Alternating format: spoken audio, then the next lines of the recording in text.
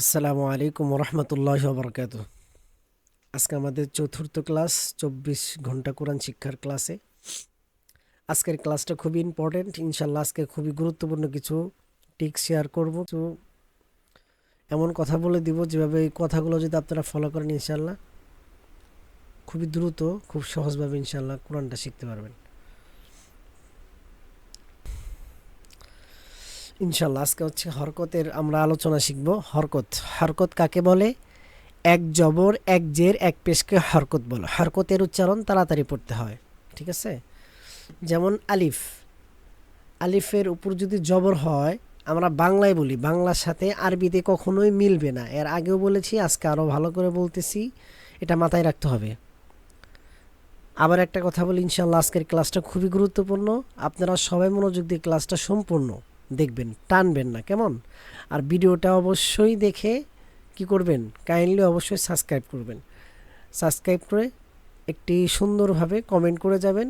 ভিডিওটা যদি ভালো না লাগে তাও বলবেন, ভিডিওটা ভালো লাগলে সেটা ইনশাল্লাহ বলে দিবেন। কারণ আপনাদের একটা সাবস্ক্রাইব, আপনাদের কমেন্ট, লাইক এগুলাই হচ্ছে আমাদের অনুপ্রেরণা বাড়ায় দেয়, আমরা আরও ভালো ভিডিও আনার চেষ্টা করি, কেমন?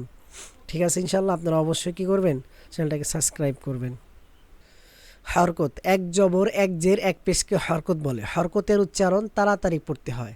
যেমন আলিফ জবর আ বলা যাবে না আ, এরকম বলা যাবে না, তাহলে কিন্তু ভুল হবে। তাড়াতাড়ি পড়তে হবে, ঠিক আছে? আলিফকে, আলিফের উপর যখন জবর হবে, জের হবে, পেশ হবে, তখন আলিফটা আর আলিফ থাকবে না, আলিফটা কি হবে, হামজা হয়ে যাবে। এটা মাথায় রাখতে হবে কিন্তু, আলিফ হামজা একই জিনিস। আর বাংলা কেন মিলবে না? আলিফ জবর আ বলি, স্বরে আ, ঠিক আছে না? ওটাকে আমরা যদি বাংলায় মিলাই, অনেক জায়গায় মিলে কিন্তু বুঝার জন্য, কিন্তু আসলে শাব্দিক অর্থে অনেক জায়গায় হয় না। যেমন হা, হা জবর হা আরবিতে গলার হলকের মধ্যখান থেকে উচ্চারিত হয়, আর বাংলায় হা হবে, কখনোই হবে না। এই জন্য আমাদের খেয়াল করতে হবে, আরবি হরফের সঠিক উচ্চারণটা আমাদেরকে জানতে হবে ইনশাল্লাহ, কেমন? আজকের ভিডিওটা খুবই গুরুত্বপূর্ণ, খুবই সুন্দর হবে ইনশাল্লাহ। আশা করি মনোযোগ দিয়ে ধৈর্য সহকারে দেখবেন। হামজা জবর আ, হামজা জবর আ, এই যে বা, হ্যাঁ, বা জবর বা, বা জবর বা, তা জবর তা, সা জবর সা, সা পাতলা বলেছিলাম, সা জবর সা, জিম শক্ত, জিব্বার মধ্যখান তার বরাবর উপরে তালের সঙ্গে লাগাইয়া, জিম, জিম, জিম জবর যা, জিম জবর যা, হা জবর হা, হা জবর হা, খ জবর খ, দাল জবর দা, দাল জবর দা, জাল জবর যা। মনোযোগ দিয়ে, কেমন? আমার সঙ্গে সঙ্গে আপনারা মনে মনে, আমি বলতেছি মনে মনে আপনারাও বলবেন, এবং কি একটু পর আমার ভিডিওটা থামিয়ে আপনারা বারবার প্র্যাকটিস করবেন। আমি যেরকম বলতেছি আপনাদের পড়া যেন এরকমই হয়, হুবহু আমাকে নকল করবেন। বারবার একটা কথা বলতেছি, আমাকে যদি নকল করতে পারেন আমার শব্দটাকে, ইনশাল্লাহ আপনাদের পড়া এমনি হয়ে যাবে ইনশাআল্লাহ। মাখরাজ না জানলে হয়ে যাবে, আর মাখরাজ সহ পড়তে গেলে দেখা যাবে অনেক কঠিন হবে।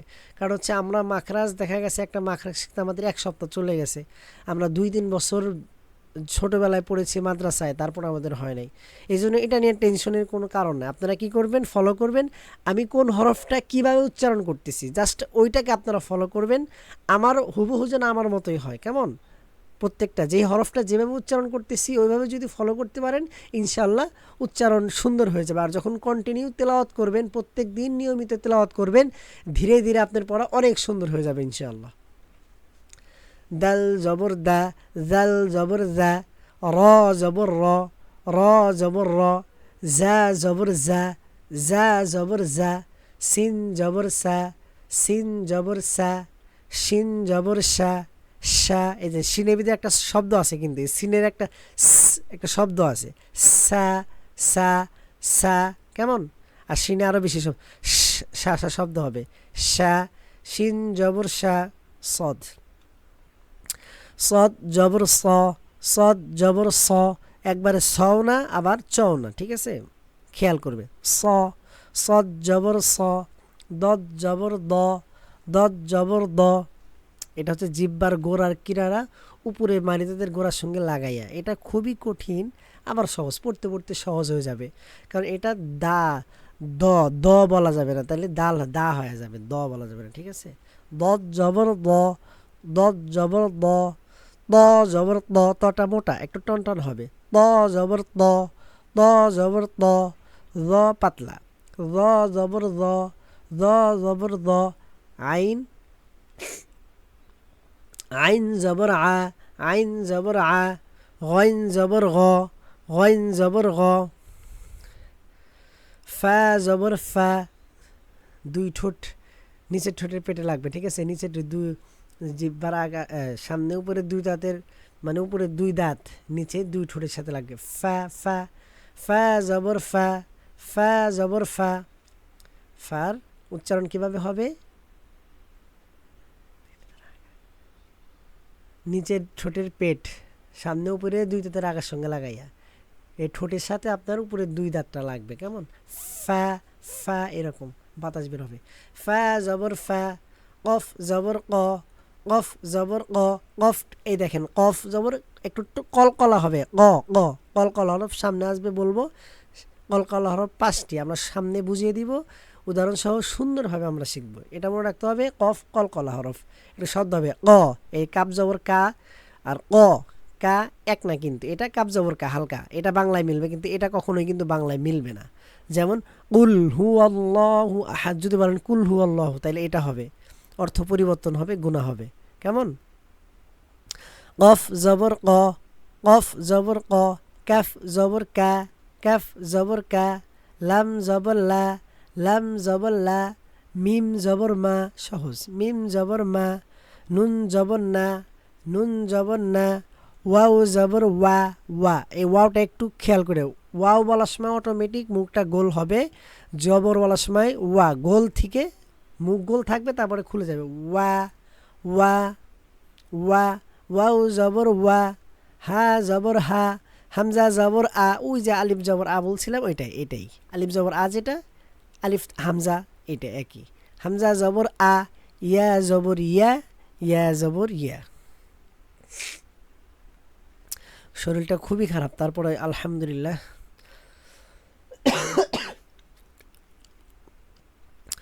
ক্লাসটা নিচ্ছি।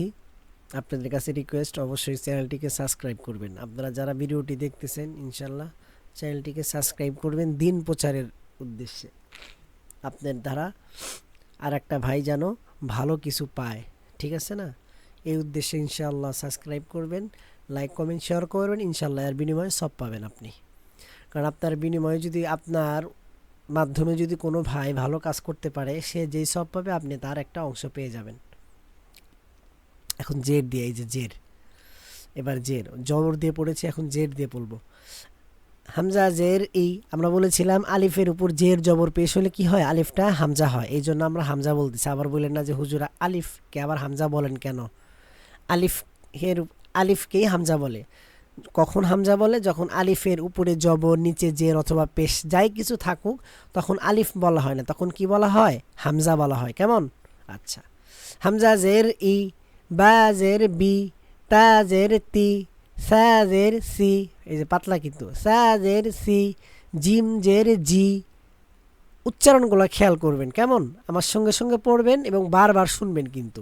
জিম জের জি, হা জের হি, বড় হা গলার ভিতর থেকে, হ্যাঁ, হা জের হি, খ জের খি, দাল জের দি, জাল জের জি, র জের রি, ঝা জের জি, জি, জা জের জি, সিন জের সি, শিন জের শি, সদ জের সি, দদ জের দি, ত জের দি, জ জের দি, আইন জের আই, গইন জের গি, ফা জের ফি, কফ জের কি, কাফ জের কি, লাম জের লি, মিম জের মি, নুন জের নি, ওয়াও জের উই, ওয়াওটা কঠিন কিন্তু, উই উই উই, মুখটা গোল হয়ে নিচের দিকে, গোল হয়ে শেষের দিকে নিচের দিকে নামবে, উই উই। খেয়াল করলে হবে, খেয়াল করলে শুনলে ইনশাল্লাহ হবে। ওয়াও জের উই, হা জের হি, হা জের হি, হামজা জের ই, ইয়া জের ই, ইয়া জের ই। এখন পেশ, জবর গেল, জের গেল, এখন পেশ ইনশাল্লাহ। তারপরে আবার যখন এই পেশের পরে হচ্ছে গিয়ে আমাদের বড় বাক্য আসবে, তখন আরো সুন্দর করে একটা বারবার করে, ঠিক আছে? একটু খেয়াল করবেন প্লিজ। কেউ ভিডিওটাকে স্কিপ করবেন না, তাহলে কিন্তু আমাদের প্রত্যেকটা হরফ কিন্তু আমাদের সঠিক উচ্চারণটা জানতে চাইলে আমাদের প্রত্যেকটা ক্লাস শুরু থেকে শেষ পর্যন্ত দেখতে হবে।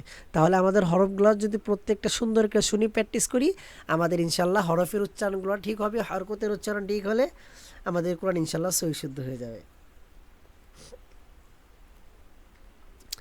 এখানে একটু উল্টা পাল্টা দেওয়া আছে, কেমন? সমস্যা নেই, আমরা মনোযোগ দিয়ে শুনবো। বা পেশ বু, বা পেশ বু। পেশের উচ্চারণের সময় মুখ একদম গোল হবে, ঠিক আছে, একদম গোল।